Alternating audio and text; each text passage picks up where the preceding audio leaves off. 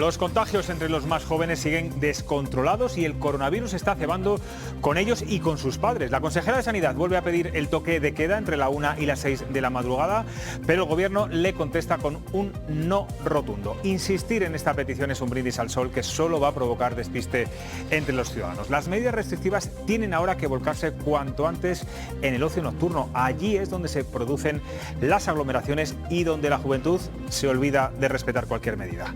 Aquí arranca Cuestión de Prioridades.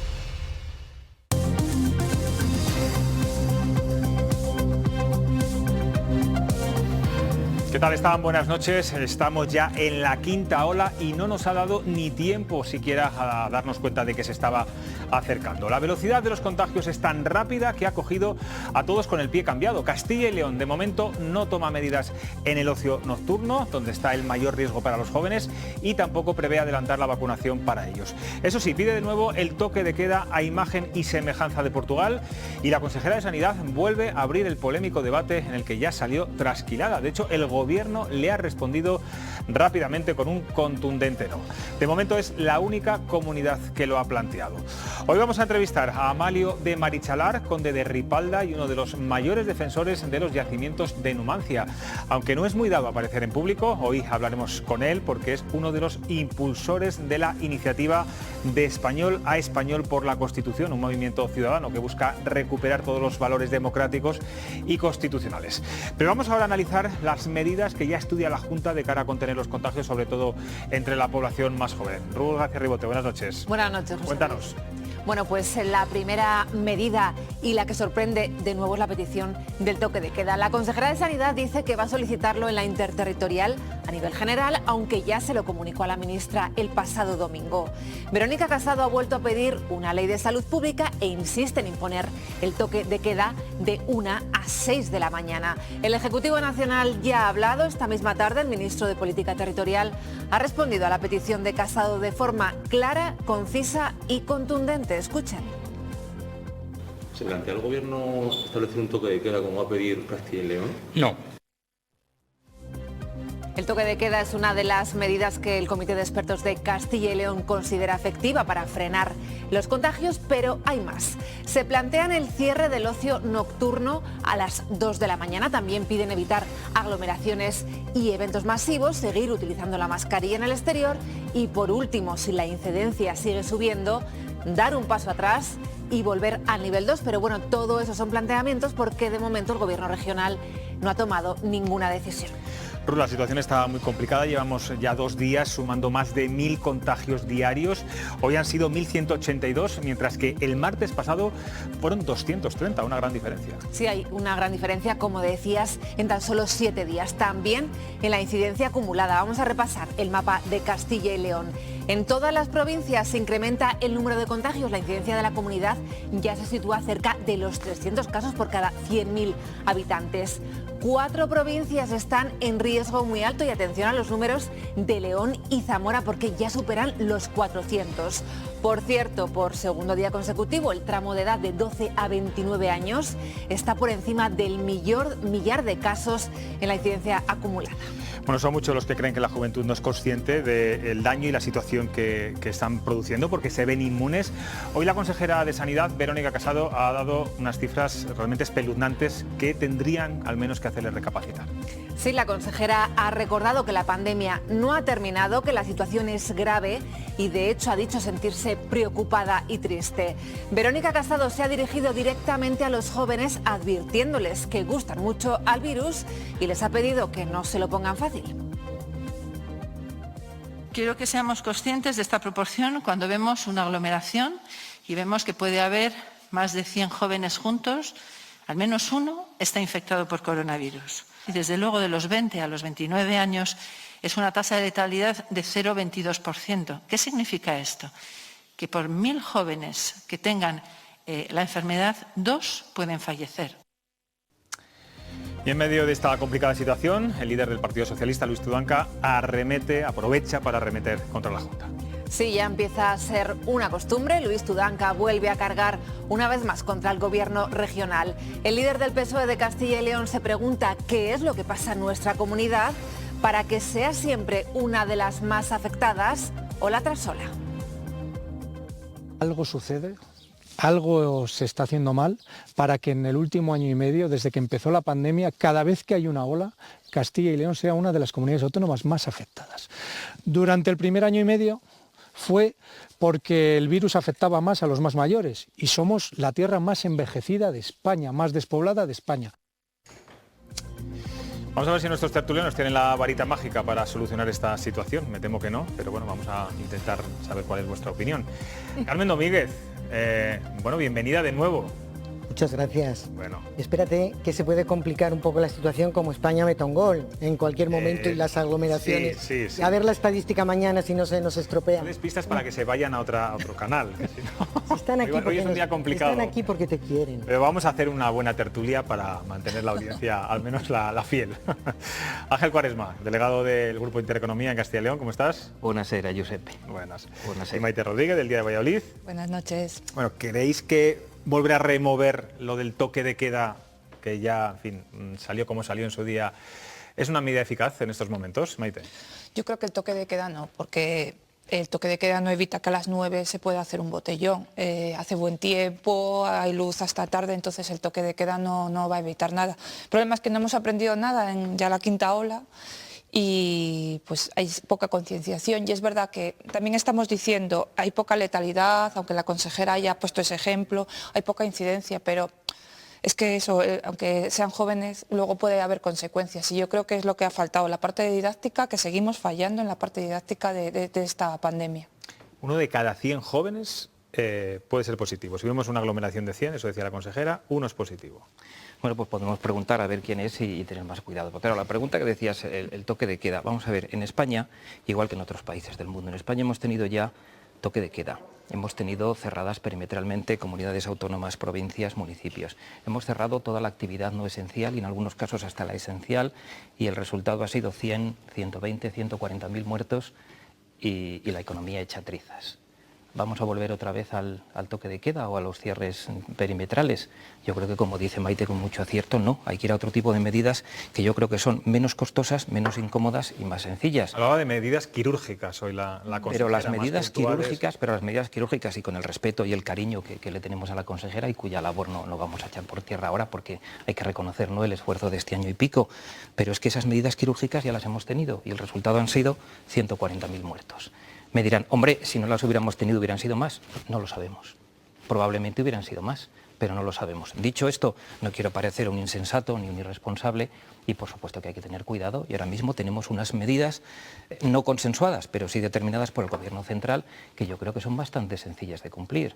Sin mascarilla en la calle, en los espacios al aire libre o abiertos, y con mascarillas en aglomeraciones. Todo el mundo sabe lo que es una aglomeración, y en espacios cerrados. Sin mascarillas en la calle es una cosa que hemos traducido quizás mal los medios. Sin mascarilla en la calle si hay 1,5 metros de distancia. Bien, porque la gente se lo aplicaba automáticamente. Nadie va ni con el metro ni claro. Ya, pero en las terrazas, por ejemplo, Ángel, tú ves mesas y Maite, mesas y la sí, gente... pero y no solo los jóvenes, como tú antes no decías, al micrófono cerrado.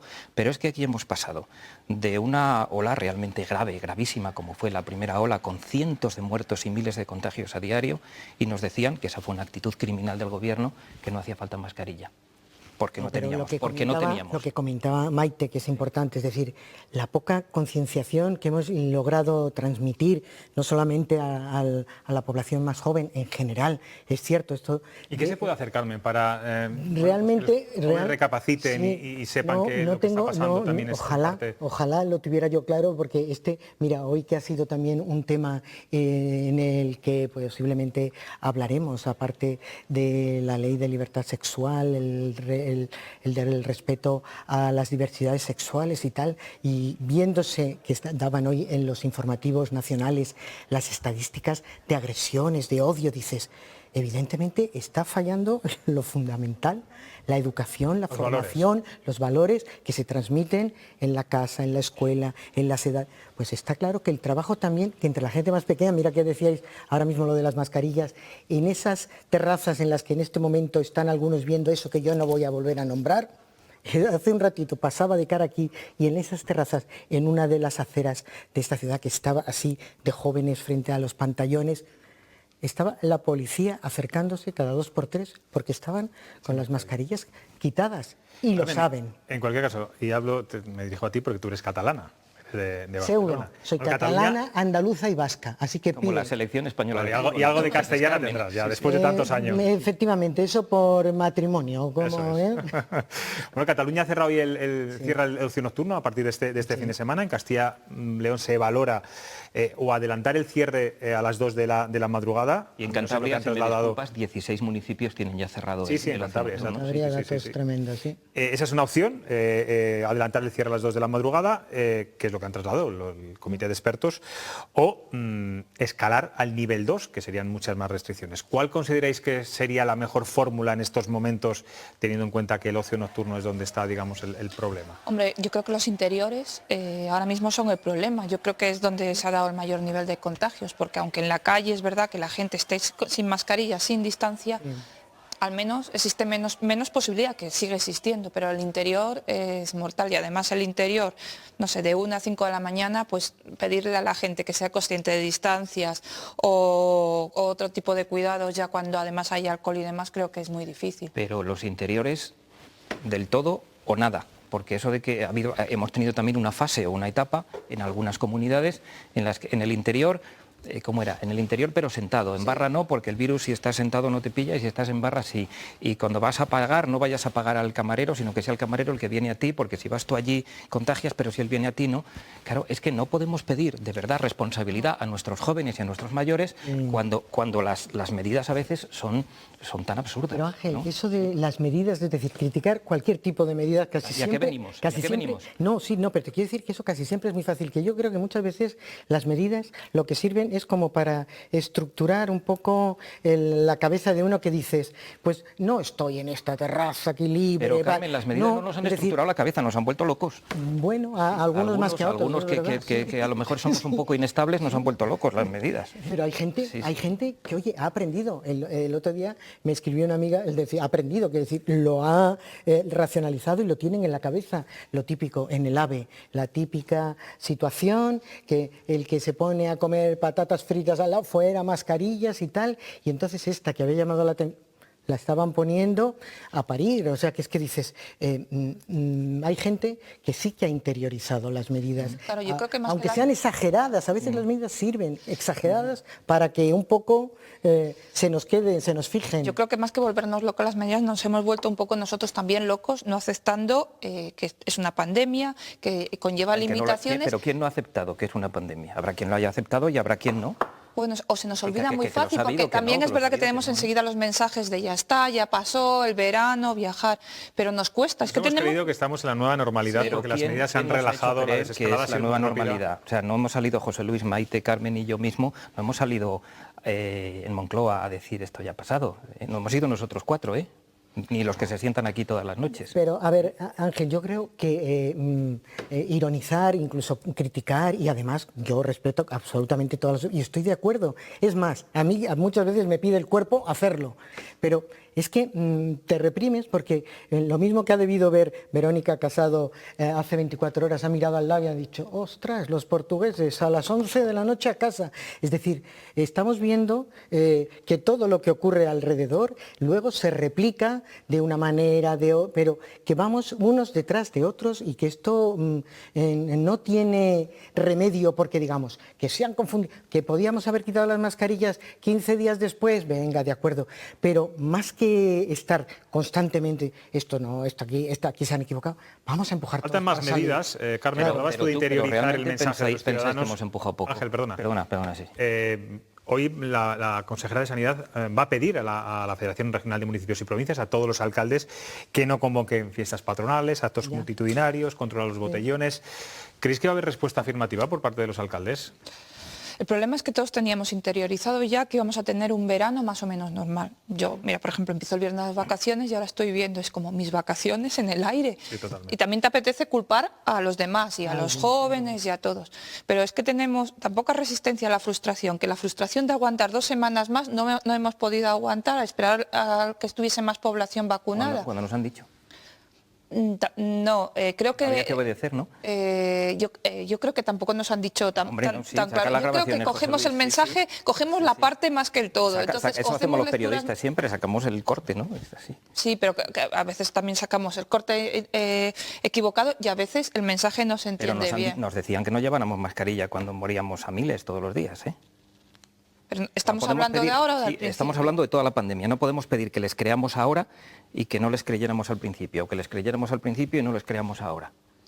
Y hablo en general, no digo solo el gobierno central o el autónomo, digo en general. Yo te entiendo y te digo que muchas cosas las comparto. Y no soy sospechoso. Pero no las transmito ni a la gente de mi alrededor, porque creo que eso es fácil hacerlo. A mí... criticar me sale cada 3 minutos todas las... Si dices, si esto es un desastre, bueno, no te preocupes, si los resultados los tiene... El propio Tudanca lo que decía, ¿qué pasa en Castilla y León? O sea, que otra vez estemos encabezando Cataluña, Madrid, Castilla... ¿Qué pasa en Castilla y León? O sea, todos los sesentones estamos por ahí de juerga, porque eso nos estaban diciendo por Twitter. Bueno, no. La hemeroteca es verdad que a veces es perversa, ¿eh? Si te sacáramos los totales, los cortes, en fin, sí, nos sorprendería mucho. Permitidme que me gire hacia esa cámara, porque vamos a cambiar totalmente de asunto. La semana pasada, Salamanca acogió la presentación de la iniciativa de Española Español por la Constitución, un acto que ya se presentó en Soria y en otras ciudades españolas, y que pretende aunar las voluntades de los ciudadanos, independientemente de su adscripción política, y siempre en defensa de lo que nos une. Los principios fundacionales de esta plataforma son la Constitución, la defensa del rey o la unidad de España, entre otros muchos, y uno de sus impulsores es Amalio de Marichalar, conde de Ripalda y con orígenes sorianos de nuestra tierra. Nos escucha desde Madrid. Buenas noches, señor Marichalar. Hola, buenas noches. Le pregunto directamente, ¿está en juego la Constitución de 1978 y se están quebrando los principios de la transición en estos momentos en España? ¿Tan mal ven la situación política de este país?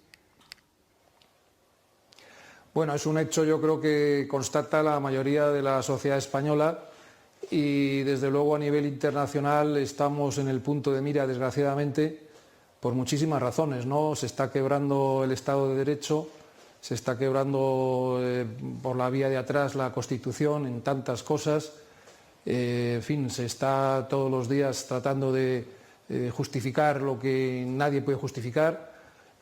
Bueno, yo creo que es una evidencia. A mí me cuesta mucho tener que decirlo de esta manera, pero yo creo que esto lo constata cualquiera en este momento, desgraciadamente. Usted es un gran defensor de la monarquía, ha estado muy cerca de la Casa Real, su cuñada, bueno, de hecho ha sido la infanta Elena. ¿Pasa la monarquía y el rey Felipe VI por el momento más débil, por los continuos ataques que recibe? ¿Necesita fortalecerse de alguna manera? Bueno, yo soy defensor, si me permite, de la Constitución y de todo el pacto de reconciliación y de paz del 78 que nos dimos todos los españoles y que debemos tanto, ¿verdad?, a nuestros mayores, nuestros padres, nuestros abuelos, bisabuelos, en un hecho sin precedentes, valorado por todos nosotros, todos los españoles, con una Constitución, en fin, votada absolutamente de forma mayoritaria y que después fue reconocido a nivel mundial como pasar directamente a la primera división de las democracias más avanzadas, europeas y del resto del mundo. Y lo que es, digamos, la situación en concreta del rey, que es el jefe del Estado, como reza la Constitución, pues también es un hecho que, bueno, yo pues no hago más que constatar, como tantos millones de españoles, que se le esté despreciando ahora recientemente, estos días atrás en Cataluña, que no vaya a recibirle el presidente de la Generalidad, pero que no es la primera vez. En estos últimos días ha sido 3 o 4 veces, pero en los últimos tiempos pues lo mismo, ¿no? Cada vez que el rey va a presidir cualquier acto en Cataluña se le desprecia de forma ignominiosa, ¿no? Y la desgracia es que el presidente del gobierno tampoco llama a capítulo, como debiera ser su obligación, ante tal desprecio, a un subordinado, como es un presidente de la Generalidad, que lo es precisamente gracias a la Constitución y que como tal Generalidad pues es una de las instituciones que nos pertenecen a todos. Y el hecho de que el presidente del Gobierno no haga la mínima comentario para llamar a capítulo al presidente de la Generalidad, para volver las cosas racionales y normales, es una cosa sorprendente. Yo podría poner un ejemplo, muchos.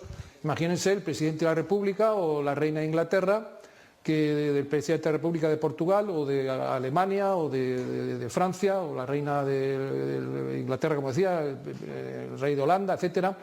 Pues su primer ministro de cualquiera de estos gobiernos, de estos países, de las democracias más avanzadas europeas, pues resulta que pues no dice nada cuando una parte de su gobierno pues está insultando, despreciando la figura y la labor del jefe del Estado. Usted comprenderá que es inadmisible, ¿no? El primer ministro tendría que inmediatamente cesar a esas personas que están contraviniendo el pacto, la Constitución, su propia promesa delante del jefe del Estado de cumplir y hacer cumplir la Constitución, y desde luego el primer ministro de Francia destituiría directamente a cualquiera de sus segundo o tercero de a bordo que estuvieran insultando al presidente de la República de Francia, o el primer ministro Johnson pues destituiría inmediatamente a su segundo o tercero de a bordo que estuviera insultando a la reina de Inglaterra o que no fuera a recibirla a Gales, por ejemplo. Es así de sencillo. Señor Marichalar, ustedes dicen que la clase política está en estos momentos muy alejada de los ciudadanos. Yo no sé si este movimiento puede ser el origen y el germen de un nuevo partido o no pretenden llegar a tanto. Pues mire, yo digamos que yo lo único que creo hace muchos años es en la sociedad civil. Entonces lo que le puedo decir es que es un movimiento muy sencillo, ¿verdad? Es un movimiento modesto. Somos varias personas a las que se van sumando muchas más y, como es lógico, todos nosotros nos presentamos simplemente, yo mismo, como uno de los 47 millones de españoles. Ahora hemos estado en Salamanca el viernes pasado, hace pocos días estuvimos en Tarragona y Barcelona. Por cierto, el mismo día de la presentación por parte del presidente del Gobierno en el Liceo de una cuestión que efectivamente pues no responde a ningún criterio jurídico lógico. De hecho, pues el Tribunal Supremo, el informe y la Fiscalía no dejan ni un solo milímetro de resquicio para poder ofrecer ningún indulto, y eso pues un presidente de Gobierno ha de entender que la división de poderes escrupulosa va más allá del estricto autoridad que por supuesto tiene por la Constitución de aplicar una ley, por cierto, de hace 2 siglos.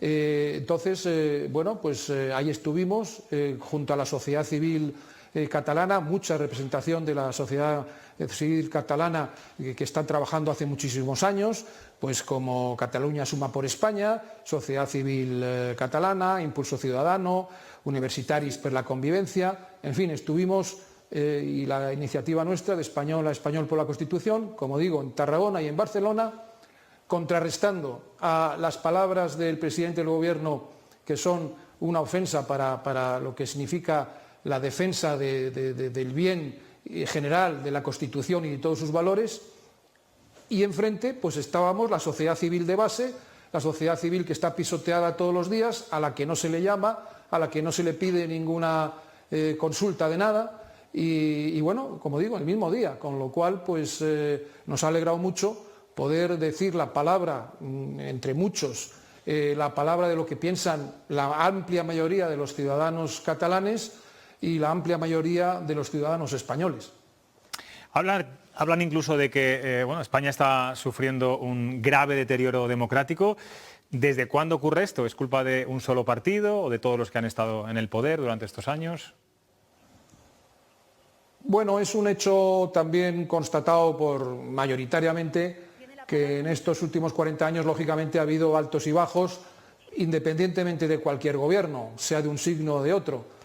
Es verdad que hay dejaciones que se han hecho hace mucho tiempo de temas como es, por ejemplo, capital, la educación.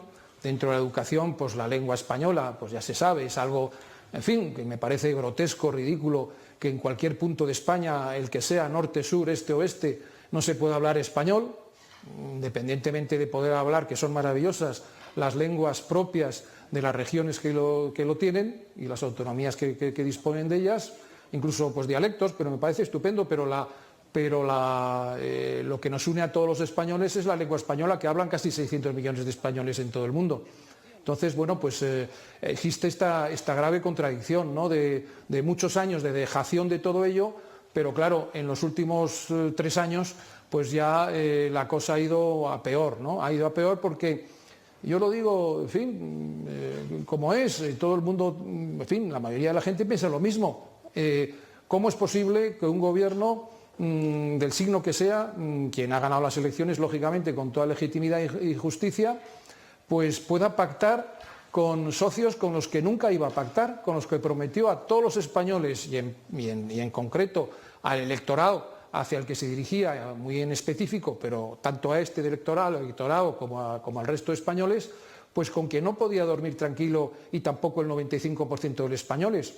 ¿Cómo se puede pactar con xenófobos de derecha o extrema derecha que no creen en la unidad de España, que quieren la independencia, xenófobos de izquierda o de extrema izquierda que tampoco creen en lo mismo, quieren la destrucción de España, personas que utilizan las instituciones en beneficio propio y no en beneficio de todo el conjunto de catalanes o de vascos o de valencianos o de mallorquines o de navarros, es un problema en este momento también importante, o del conjunto de los españoles. ¿Cómo es posible hacer? Es que no lo entiende nadie, son cosas muy sencillas, son cosas incoherentes absolutamente y que no concibe una democracia moderna del siglo XXI europea.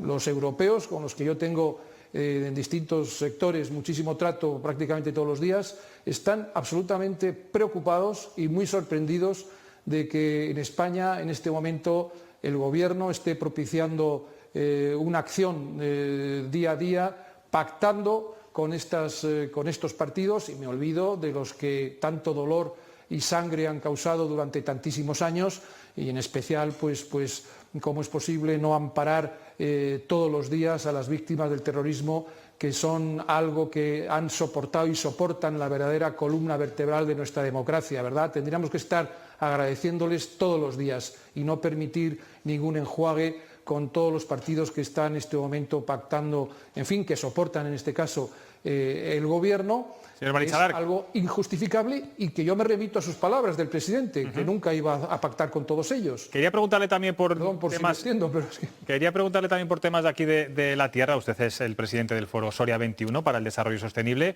Si hay alguien que ha defendido el poblado y los yacimientos de Numancia, ha sido sin duda usted.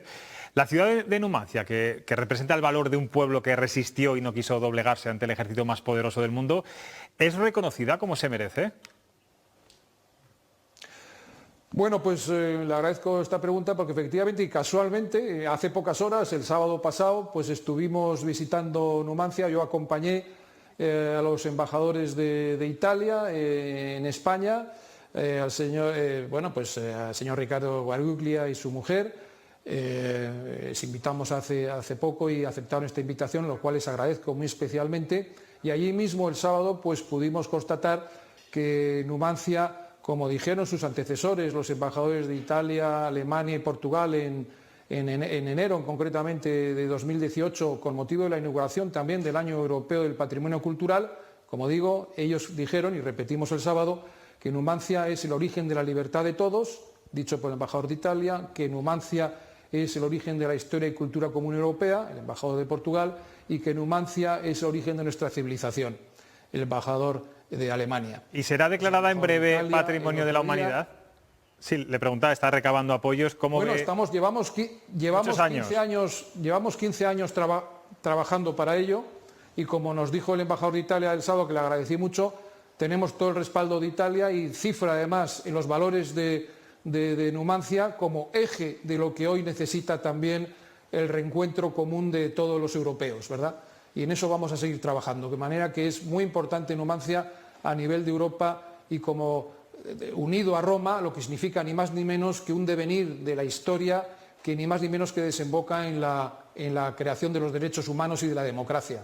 Tengo aquí a 3 periodistas que también le van a hacer una pregunta. Les voy a pedir brevedad, tanto a ellos como al entrevistado, porque vamos un poco justos de tiempo. Maite. Hola, buenas noches. Yo quería preguntarle, habla usted de regeneración del sistema de partidos, de la política, y lo plantea desde una plataforma que representa a la sociedad civil de base, dice, que habla en nombre de la mayoría. Este tipo de plataformas, movimientos están surgiendo bastante habitualmente como respuesta a la política, pero sin embargo, en el fondo de todo el mensaje del que hablan sí que hay una ideología y hay ciertas propuestas que no encajan con esa mayoría y no sé, aunque se hacen en nombre de la sociedad civil. ¿Podría definirme exactamente qué sociedad civil dice que representa? Pues mire, me alegro que me haga esta pregunta porque nosotros no representamos a la sociedad civil como tal de base entera, ¿no? Representamos a los que quieren ir sumándose, lógicamente, pero le aseguro que nosotros no hay ninguna propuesta ideológica en la declaración.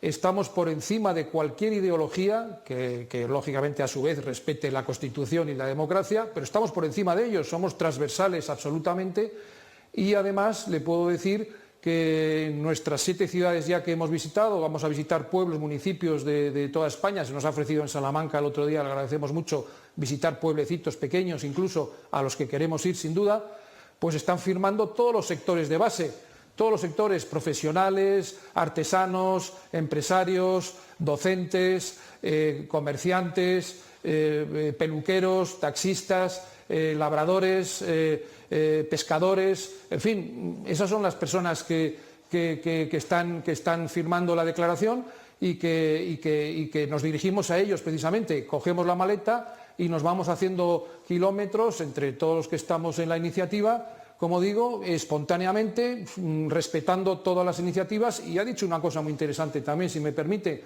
y es verdad que están surgiendo muchísimas iniciativas, grandes, pequeñas, medianas, de lo cual no solamente nos alegramos, sino que estamos encantados, pero por algo habría que preguntarse, están surgiendo tantas iniciativas, habría que preguntárselo. La nuestra, como digo, es muy sencilla, muy modesta, pero eso sí, llegamos a la base de la sociedad, la base más amplia de la sociedad.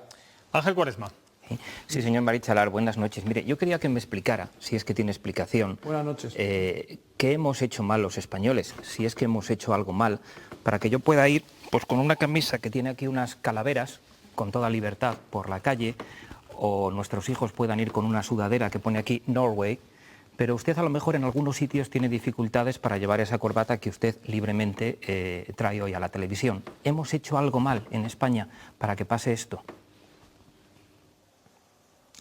Pues muy interesante su pregunta. Verá usted, yo creo por encima de todo, y yo no soy nadie, ¿verdad? Soy uno de los 47 millones de españoles, créame, soy el último de la película, pero estoy muy de acuerdo con lo que usted dice. Los españoles nos damos la mano enseguida, tomamos un vino, una cerveza o lo que sea, un pincho, en cualquier punto de España, te presentan a alguien y sobre la marcha nos llamamos de tú, vamos al fútbol, vamos esta tarde, no sé qué, oye, te presenta no sé quién. Es decir, pensemos lo que pensemos, esto es un hecho, pero eso es desde siempre, es un hecho. ¿Qué estará pesando para que alguien nos quiera dividir artificialmente y que efectivamente cada uno puede ir como quiera, con una camiseta, con una corbata, con una sudadera, con una gorra o dos juntas, como quiera? Pero evidentemente todos sabemos en España respetarnos, sabemos ser cordiales, sabemos estrecharnos la mano, sabemos, aunque tengamos ideas distintas, desde políticas hasta en el fútbol o en el equipo de cada uno, o en si me gusta más el cordero o el asado de cabrito, no lo sé. Todos y eso me da mucha pena, todos nos reivindicamos en esa sinceridad y esa sencillez de encuentro y reencuentro entre todos los españoles, vivamos donde vivamos y seamos quienes seamos. ¿Por qué los políticos o ciertos políticos nos quieren desunir este espíritu sencillo y básico que no se había planteado nunca en la sociedad española? Es más, se había logrado una gran reconciliación histórica y ejemplar a nivel nacional nuestro y a nivel mundial. ¿Por qué? Es que es una pregunta tan sencilla, pero parece que tan complicada, que yo lo único que con toda sencillez reivindico y pido al presidente del Gobierno que por favor vuelva a la coherencia y pacte con los partidos que realmente creen en la Constitución, como el Partido Socialista, que fue tan importante en la transición y durante toda la democracia, que pacten, por favor, con los homónimos, con quien respeta las reglas de juego, pero de verdad, en espíritu y en letra. Por último, Carmen. Buenas noches, señor Marichalar. También está claro el diagnóstico que hacen de esta realidad en nuestro país, nos lo ha dejado meridianamente claro. Pero entonces, el esfuerzo de la creación numantina de esta organización, ¿cuál sería el objetivo que les permitiría sentirse satisfechos como objetivo último, puesto que a José Luis les ha contestado que tampoco sería la creación de un partido político? ¿Cuál sería? ¿Qué objetivo les gustaría conseguir? En absoluto, efectivamente, es la creación de ningún partido político. Somos, reitero, la sociedad civil de base, y yo venía esta tarde aquí al despacho pues en un taxi que es, no sé, ya tengo 20 y tantos taxis que les doy la iniciativa y todos están sumando firmas y adhesiones a la iniciativa. El objetivo es muy sencillo, es reivindicar, pedir que hay un clamor social general que grita, que clama para rescatar la normalidad en España, para rescatar el encuentro entre todos, para rescatar el verdadero diálogo entre opositores, pero el verdadero diálogo sincero, sentando a todos en la mesa, de verdad, y especialmente a los que creemos en la democracia, en la Constitución, en el Estado de Derecho, en la monarquía parlamentaria, en la libertad, que es como es nuestra declaración.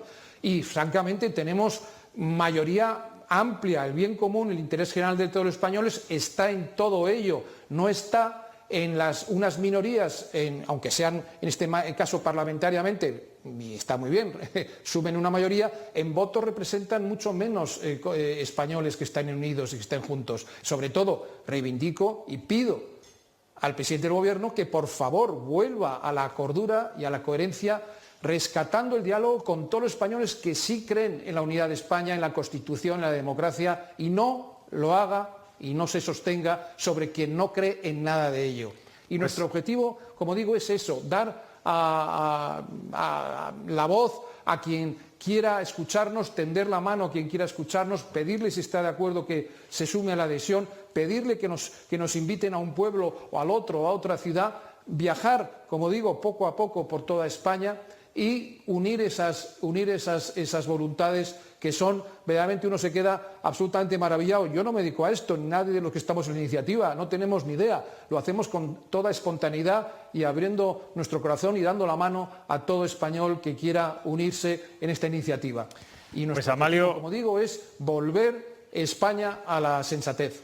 Amalio de Marichalar, aquí en Castilla y León hay 2.248 municipios, si empiezan a hacer pues una ronda van a estar bastante tiempo. Le agradezco mucho que haya atendido a Castilla y León Televisión y siga recabando apoyos para que los yacimientos de Numancia sean declarados Patrimonio de la Humanidad y defendiendo a Soria. Gracias. Pues yo soy el agradecido y a Televisión de Castilla y León. Y efectivamente ahí seguimos luchando en Numancia, que además, como dice el embajador de Italia, es referencia histórica y fundamental de Europa. Y agradecer a todos los intervinientes, todos los que me han preguntado, que ojalá nos podamos dar la mano en breve y que esta pandemia nos deje finalmente poder hacerlo. Eso es. Por mí encantado. Muchas gracias de verdad. Muchas gracias. Bueno, antes de irnos a la publicidad, les voy a dar el resultado de la cuestión del día. Hoy les hemos preguntado en Twitter si creen que Pedro Sánchez debería renovar, aparte de sus ministros, para fortalecer su gobierno. Y ahí ven, aunque ajustado el resultado, un 53% cree que sí y un 47% que no es el momento de cambios de caras en el Consejo de Ministros. Bueno, les damos unos consejos publicitarios, a la vuelta seguimos con la tertulia, no se vayan.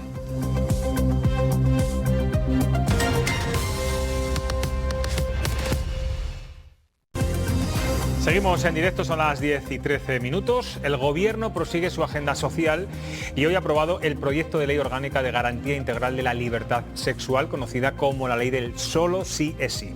La normativa impulsada cuando se cumplen 5 años de la violación en grupo, conocida como el caso de La Manada, elimina la distinción entre abuso y agresión y pone el foco en el consentimiento.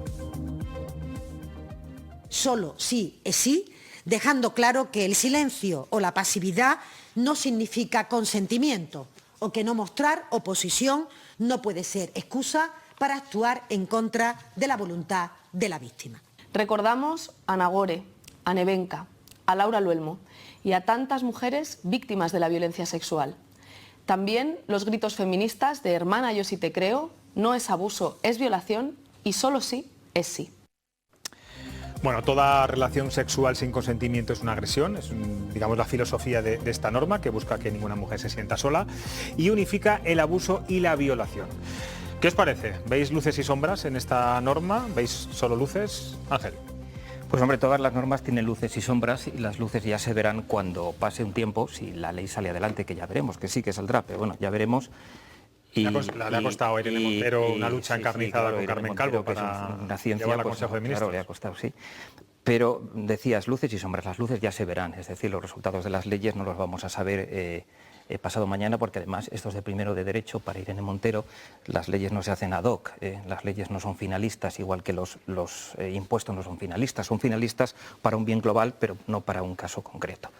Esas son las luces. Las sombras, pues mira, estás tú diciendo que se unifican los casos de abuso o el concepto de abuso y el concepto de agresión sexual. Eso está perfectamente definido en el título octavo del Código Penal, en los artículos 178 y 179, que ahora mismo están perfectamente definidos y perfectamente separados lo que es abuso y lo que es agresión sexual y o violación. Digo yo que si sale esta ley adelante, que saldrá, tardará pero saldrá, lo primero que habrá que hacer, yo no soy jurista, pero lo primero que habrá que hacer será reformar el Código Penal. Por eso de la agenda social, ¿sabes? Carmen, Maite. Como que Carmen y te miraba. Sí, yo veo luces. Me parece que además yo creo que va a ser una ley que sí, que mantendrá su tramitación, tendrá sus más y sus menos. Hoy hemos visto efectivamente las declaraciones de la ministra portavoz y la ministra Irene Montero mandando su declaración a los medios.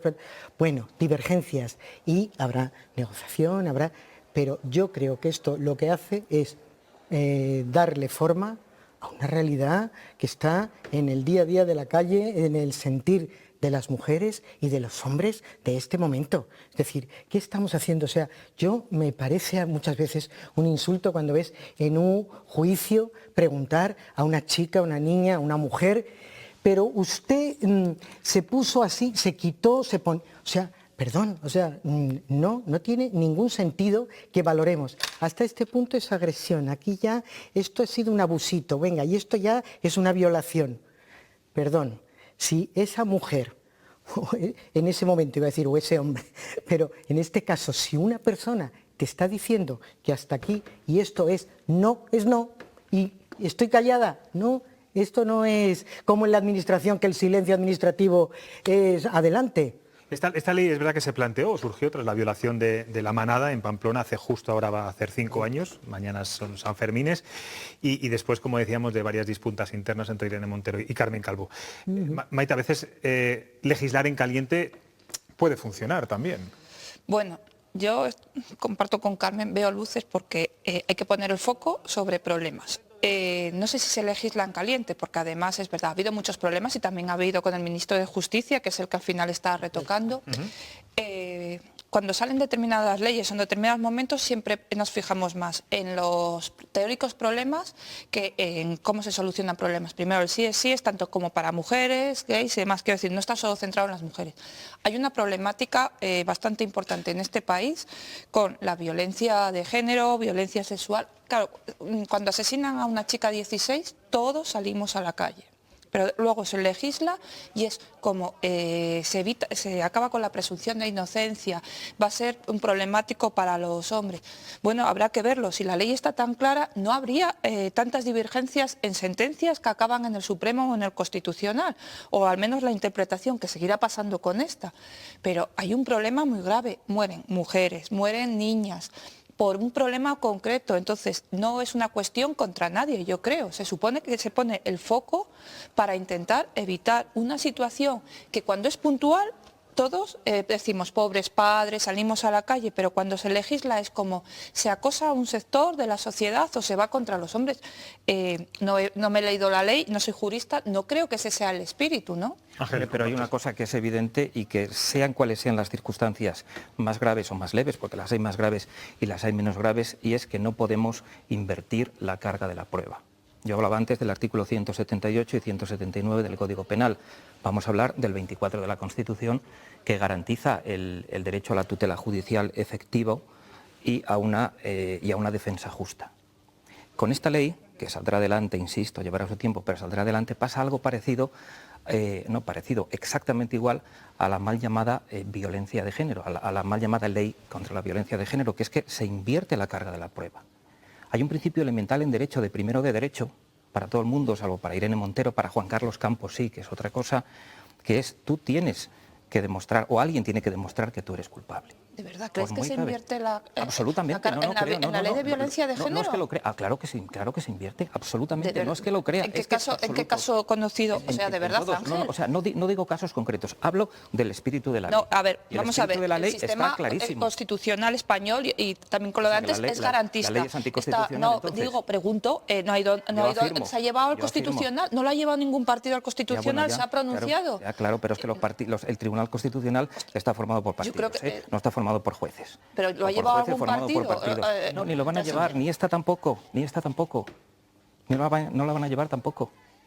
Quiero decir, luego las leyes las aplican jueces, también hay fiscales, abogados, de verdad. Sí, la aplican jueces, pero en el momento en que un juez aplica o interpreta, porque esa es la misión de un juez, en el momento en que un juez interpreta la ley de una manera que no es conforme a la corrección política, ya está el fisco montado. Primera instancia, Tribunal Superior... Sí, la que tú quieras, pero en el momento en que uno de esos pasos quiebra lo políticamente correcto, vale, pero quiero decir, dicho esto, sabemos que esta ley invierte... Sí, claro, tienes que demostrar que no lo has hecho. Y a veces, Ángel, claro, es que creo que la parte buena de Luz era que a lo mejor es muy difícil demostrar que sí que lo han hecho. Pues y hasta ahora no se ha escuchado. Y a lo mejor después de muchos años toca que escuchen al que sí. Has dado en el clavo, efectivamente. Lo difícil... Exacto. Claro que es difícil. No es demostrar que yo no lo he hecho. Lo difícil hasta ahora, por la experiencia de lo que vamos viendo, los casos que mediáticamente han saltado, porque son muchos los que seguramente no hemos conocido, pero lo difícil y lo traumático en este caso ha sido para muchas mujeres es demostrar que ese hecho ha ocurrido. Pero eso no lo duda no nadie, conozco Carmen. tantos casos como que lo traumático haya sido para los vas a conocer. No te preocupes que no los vas a conocer. Esos no los vas a conocer. No los vamos a contar aquí nunca. Me intentan violar y digo un segundo que lo voy a grabar, que si no, no lo puedo demostrar. Un segundo a ver si me dice que sí, porque es que es el mismo ejemplo. Estoy hablando de una violación, Yo estoy hablando de una no violación. Es que es el mismo ejemplo, Maite. Es el mismo ejemplo. Bueno, otra de las novedades de esta ley es que el acoso callejero pasa a ser un nuevo delito y, Ángel, que el piropo finalmente no lo va a ser. Irene Montero hablaba de que quería que fuera un delito leve, finalmente echar un piropo a una mujer no va a ser. Bueno, también depende de qué piropo, ¿no? Porque también hay auténticas groserías que no son delito, pero son groserías. O sea, que hablamos de piropos. Sí. Bueno, pero ahí el sentido común se ha impuesto, claro. Está claro. O sea, el otro día hablaba en Twitter una mujer con una niña y un propio había lanzado uno de esos no piropos y basteces. Una grosería. Y es una grosería que se encontró detrás al padre repitiéndole 40 calles más allá, el mismo piropo. Bueno, hasta tenemos que marcharnos. No sé si ese día del programa estuvo aquí Karen Verdejovic. Y estuvo muy bien la entrevista que le hicimos. Yo estaba hablando con ella ahora hace un rato. ¿Has hablado con ella ahora? Bueno, pues vámonos ya a la redacción del Mesetarian Review, que creo que su noticia de portada está también relacionada con la ministra Irene Montero.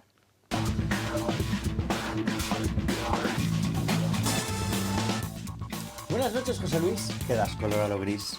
La edición de mañana de Mesetarian Review lleva en su portada la inauguración, por parte de la ministra de Igualdad, Irene Montero, del Congreso de Educación y Género, en el que se tratarán temas como la maternidad, perspectiva de género, sexualidad, violencias machistas, patios educativos, cuentos feministas, lesbofobia, racismo o educación sexual en la escuela.